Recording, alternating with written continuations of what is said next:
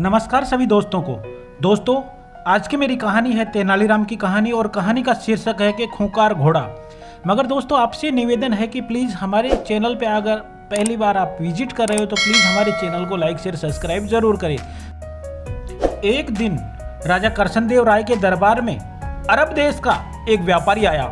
उसके पास एक से बढ़कर एक अरबी घोड़े थे। व्यापारी ने हट्टे कट्टे और तंदुरुस्त अरबी घोड़ों की राजा कृष्णदेव राय के सामने इतनी तारीफ की कि उन्होंने फौरन उन घोड़ों को खरीदने का मानस बना लिया। अच्छी कीमत देकर व्यापारी ने सारे घोड़े खरीद लिए। व्यापारी खुशी खुशी वापस चला गया। महाराज बहुत खुश था, लेकिन अब घोड़ों को रखने की बात सामने आई तो समस्या खड़ी हो गई। सारे अस्तबल पहले से ही भरे हुए थे, इनमें नए घोड़ों को रखने का स्थान कहीं नहीं था। इस समस्या का निदान राजगुरु ने सुझाया। राजगुरु ने महाराज को परामर्श दिया कि जब तक इन घोड़ों को रखने के लिए नया अस्तबल तैयार न हो जाए, क्यों न एक एक घोड़ा हम मंत्री, दरबारी और प्रजा में बांट दें। वे इन घोड़ों की देखभाल करेंगे और उनके बदले में हर महीने उन्हें एक स्वर्ण मुद्रिका दी जाएगी।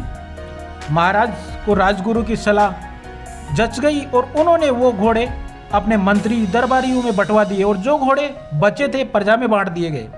महाराज का आदेश था, इसीलिए वह सब लोग चुपचाप घोड़े को लेकर अपने अपने घर चले गए। एक स्वर्ण मुद्रा में उन घोड़ों के बारे में चारे का प्रबंध करना और उनकी देखभाल करना बहुत कठिन था, लेकिन वह राजसी घोड़े थे, इसीलिए उन्होंने देखभाल के लिए कोई कोताही नहीं बरती जा सकती थी। सब अपना पेट काट कर घोड़ों की देखभाल करने के अंदर लग गए। तभी एक घोड़ा तेनालीराम को भी मिला। उसने वह घोड़ा अपने घर ले जाकर एक छोटी सी अंधेरी कुटिया में बांध दिया। जब उस कुटिया में छोटी सी एक खिड़की बनी हुई थी, उस खिड़की से तेनालीराम रोज शाम को थोड़ी सी सूखी घास घोड़े के सामने खिलाया करता था।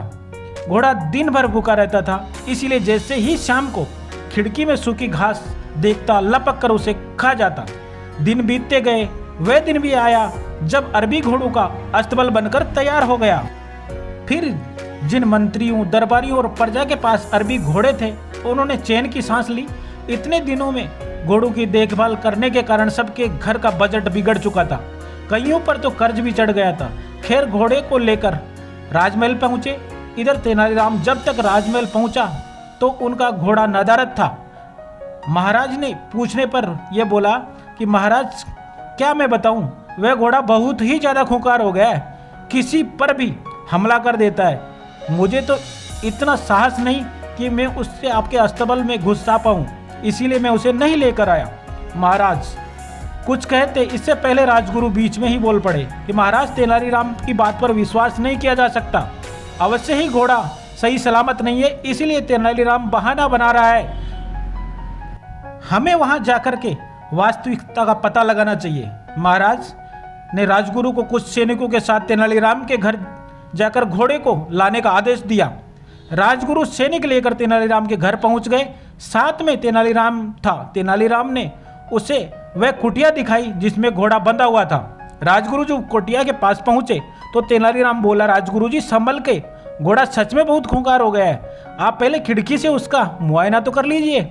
राजगुरु ने भी ऐसा ही सोचा कि पहले खिड़की से मुआयना कर लेता ही उचित होगा। अपना मुँह खिड़की के पास ले गए।